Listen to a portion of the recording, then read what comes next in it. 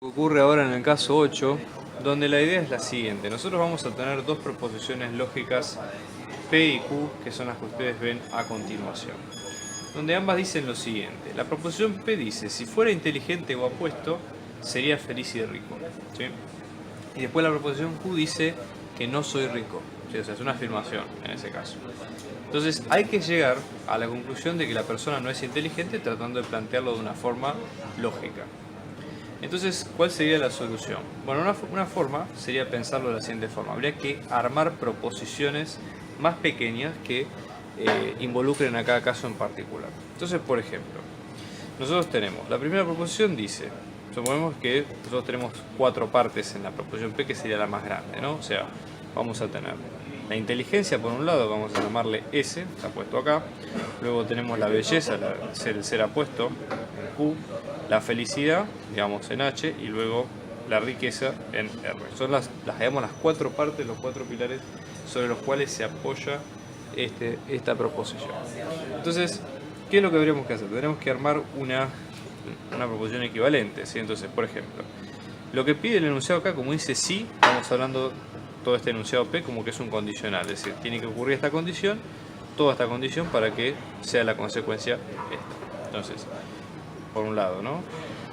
Bueno, entonces, ¿qué es lo que ponemos acá? Ahora, dice, la condición es que sea inteligente o apuesto. Entonces está hablando de que es una unión, porque solamente con que una de las dos sea verdadera, se hace verdadero todo el enunciado.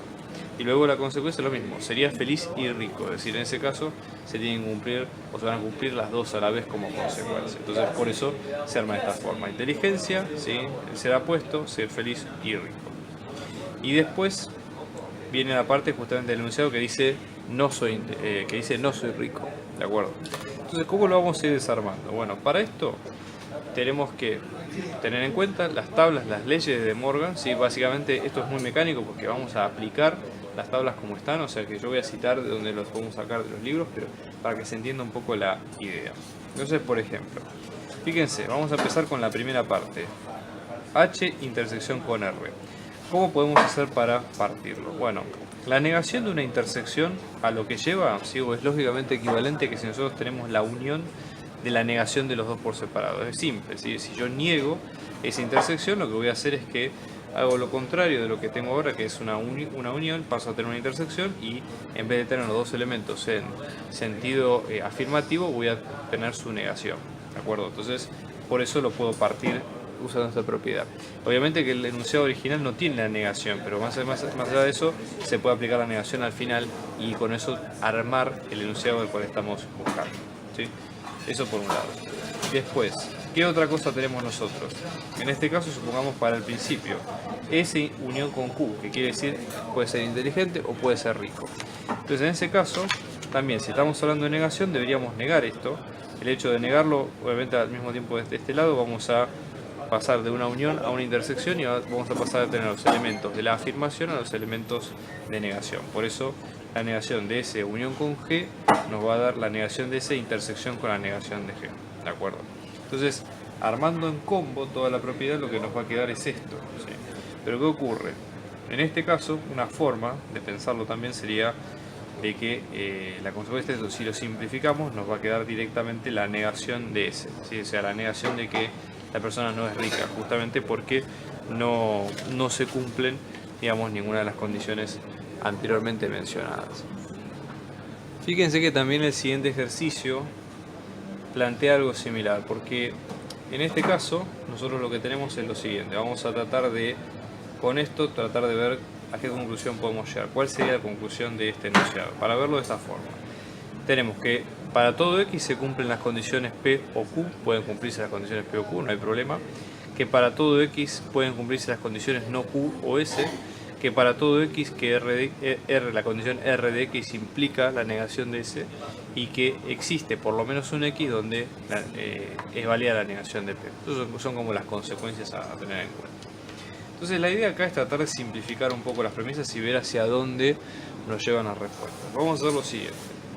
¿Sí? La primera premisa dice que este enunciado es verdadero para todo, o sea, en el caso de que exista ese X, ¿sí? O para todo X, ¿sí? Va a ser verdadero este enunciado, que P o Q, si P o Q son verdaderos, entonces X también lo es.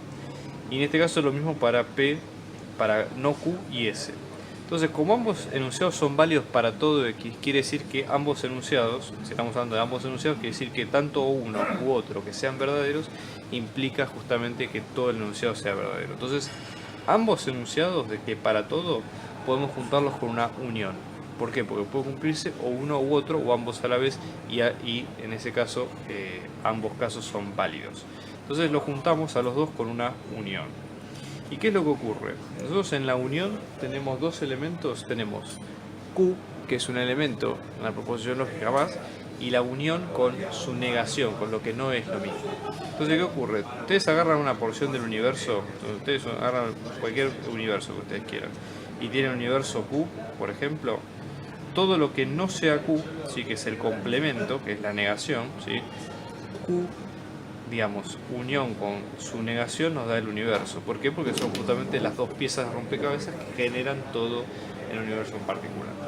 Entonces, todo esto es todo el universo, por lo tanto es redundante, no hace falta que sigamos mencionando la función Q, porque ya está resuelto. Entonces, en este caso, la opción nos va a quedar como directamente así, P unión con S. ¿Sí? Entonces, simplificamos estas dos en una sola. Ese sería el primer paso. Después tomamos la otra proposición que decía que R implica la negación de S. Entonces, de la misma forma que esta, ¿sí? Y esta proposición son válidas ambas para todo X, entonces podemos también usar la misma regla que hicimos antes, que ambas reglas sean la unión, o que se puede tomar la unión de las dos reglas. Entonces, unir las dos, ¿sí? Unir la primera con la segunda. ¿Y cuál es la ventaja acá? Que volvemos a tener el caso de unir dos elementos que son complementos, es decir, un elemento y su negación. ¿Sí? Vuelve hasta este escenario que hemos dicho al principio. ¿Sí? Entonces, de estar este escenario, ¿qué es lo que va a ocurrir? La unión de S con su negación es todo el universo, entonces es redundante, la podemos sacar de acá. Y esto nos va a quedar como, básicamente, para todo P de X, unión con la negación de R de X. ¿Sí? ¿Qué es lo que ocurre acá? Tenemos una negación.